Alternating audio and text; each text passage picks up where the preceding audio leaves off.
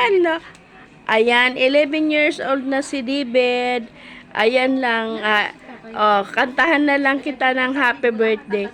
Happy birthday to you. Happy birthday to you.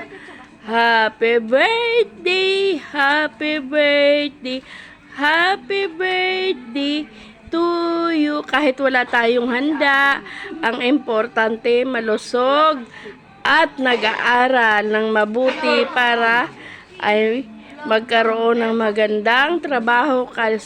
Si David, ayan, tama na lang yan kahit na ganyan lang ang cake at kahit walang handa.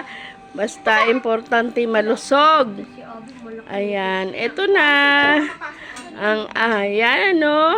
Bigay lang yan ng tito niya na cake na yan. Kaya, kahit walang handa. Pero pag may, ako bukas ako ay magpapansit para sa 11 years old na po si David. Dahil sa akin po yan lumaki. Ayan na.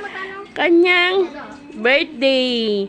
Ayan. Blow, blow. Walang candle kasi walang kandol.